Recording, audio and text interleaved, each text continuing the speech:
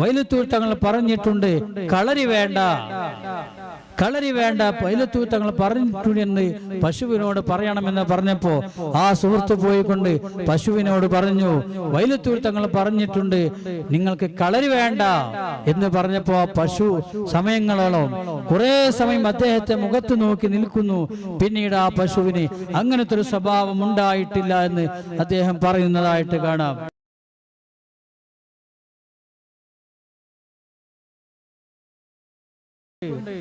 ഷൊർണൂരിലുള്ള ഒരു സഖാഫി അദ്ദേഹം കോളേജിൽ നിന്ന് ഇറങ്ങിയ ഉടനെ തന്നെ തങ്ങളോട് ഒന്ന് പറയുകയാണ്, തങ്ങളെ എനിക്ക് ദർസ് നടത്താനാണ് ആഗ്രഹമുള്ളത്. തങ്ങൾ ചോദിച്ചു എത്ര കുട്ടികളുണ്ട്? 6 കുട്ടികളുണ്ട്.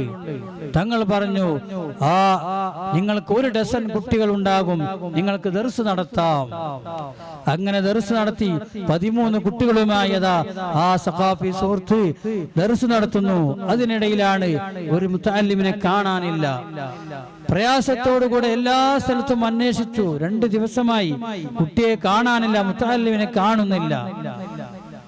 അങ്ങനെ ആ ഉസ്താദ് മഹാനായ വൈലത്തൂർ സയ്യിദ് അവരുടെ അടുക്കൽ ചെന്ന് പറഞ്ഞു, എന്റെ ഒരു മുത്തഅല്ലിമിനെ കാണാനില്ല, 2 ദിവസമായി കാണാനില്ല. ഉടനെ തന്നെ തങ്ങൾ പറഞ്ഞു, പേടിക്കേണ്ടതില്ല, ളുഹറിന്റെ മുമ്പായി അവനെ കുറിച്ചുള്ള വിവരം കിട്ടും. ആ ഉസ്താദ് വിചാരിച്ചത് എപ്പോഴാകുക, എന്താണത്?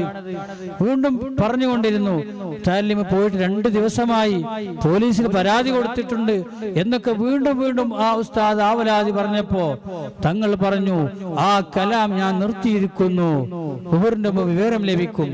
ആ സംസാരം നിർത്താൻ ഉടനെ തന്നെ ആ ഉസ്താദ് തങ്ങളുടെ അടുക്കലും തിരിച്ചു പോന്ന് ളുഹറിന്റെ സമയം 12 മണിയാവുമ്പോഴേക്കും ഉസ്താദിനതാ വിളിക്കുകയാണ്. കേരളത്തിന്റെ പുറത്ത് വെച്ച്, കേരളത്തിന്റെ പുറത്ത് ഉള്ള സ്ഥലത്ത് വെച്ച് ആ മുത്തഅല്ലിം വിളിക്കുന്നു, ഉസ്താദേ ഞാൻ ഒരു ശത്രുവിന്റെ ഷെറിൽപ്പെട്ട് കുടുങ്ങി വലയിൽപ്പെട്ട് ഇവിടെ എത്തിയതാണ്, ഞാൻ ഇവിടെയുണ്ട് എന്നുള്ള വിവരം അതാ ളുഹറിന്റെ മുമ്പ് 12 മണിക്ക് ആ ഉസ്താദിന് ലഭിക്കുന്നു. അങ്ങനെ ആ ഉസ്താദ് മുത്തഅല്ലിമിനെ കൂട്ടി ദർസിലേക്ക് വരുന്നു. അങ്ങനെ ആ മുത്തഅല്ലിമിനെയും കൂട്ടി തങ്ങളടുക്കലേക്ക് വരുമ്പോ തങ്ങൾ പറഞ്ഞു, നിങ്ങൾ ദർസ് നടത്തിക്കോളൂ, നിങ്ങൾ ദർസ് വളരുമെന്ന് പറഞ്ഞു. ആ ഉസ്താദ് നിൽക്കുന്ന ധാരാളം മുത്തഅല്ലിമീങ്ങളുള്ള വലിയ ദർസാണ് എന്ന് ആ ഉസ്താദ് അനുസ്മരിച്ചതായിട്ട് കാണാം.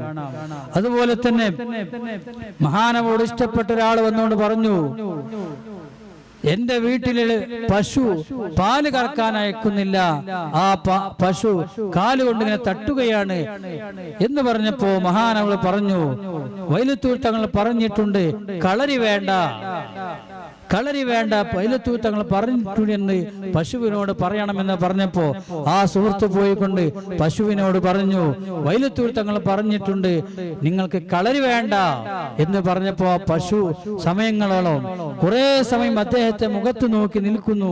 പിന്നീട് ആ പശുവിന് അങ്ങനത്തെ ഒരു സ്വഭാവം ഉണ്ടായിട്ടില്ല എന്ന് അദ്ദേഹം പറയുന്നതായിട്ട് കാണാം. അങ്ങനെ മഹാനാമറുകള് ഒരുപാട് അനുഭവങ്ങൾ ഒരുപാട് ആളുകൾക്ക് ഈ പ്രദേശത്തൊക്കെ കൊടുവള്ളി പ്രദേശങ്ങളിലും അതുപോലെ തന്നെ ഒരുപാട് സ്ഥലങ്ങളിലും ധാരാളം അനുഭവങ്ങൾ ഉണ്ടായതായി കാണാം.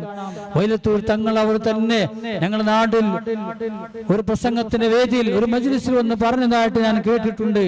മഹാനവരുടെ അടുക്കലേക്ക് ഒരാളുകൾ വന്നുകൊണ്ട് പറഞ്ഞു, ഞങ്ങളെ വീട്ടിൽ എന്നും പിശാചിന്റെ ശർറ് നടക്കുകയാണ്, എല്ലാ ദിവസവും രാത്രിയായാൽ ചുമരും എഴുതി വെക്കും, ഇവിടെ ഞങ്ങൾ താമസിക്കുന്ന വീടാണ്, നിങ്ങൾ ഇവിടുന്ന് പോകണമെന്ന് പറഞ്ഞുകൊണ്ട് ചുമരുമൽ പിശാചുകൾ എഴുതി വെക്കുന്നു.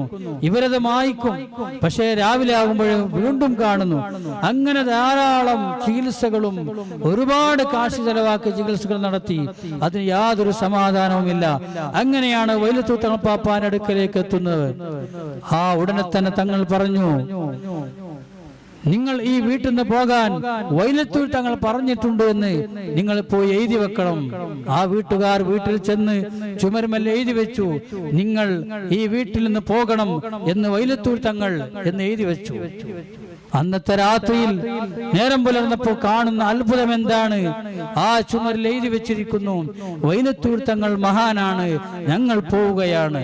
വല്ലാത്തൊരു അത്ഭുതം. അതോടുകൂടെ ആ ശർറ് ഇല്ലാതെയാകുന്നു. അങ്ങനെ ധാരാളം അനുഭവങ്ങൾ അവിടത്തേക്കുണ്ട്.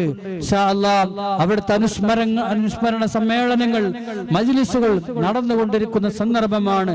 നമുക്കൊക്കെ ധാരാളം കേൾക്കാം. അല്ലാഹു തആല അവരെ മദദ് നൽകുമാറാവട്ടെ.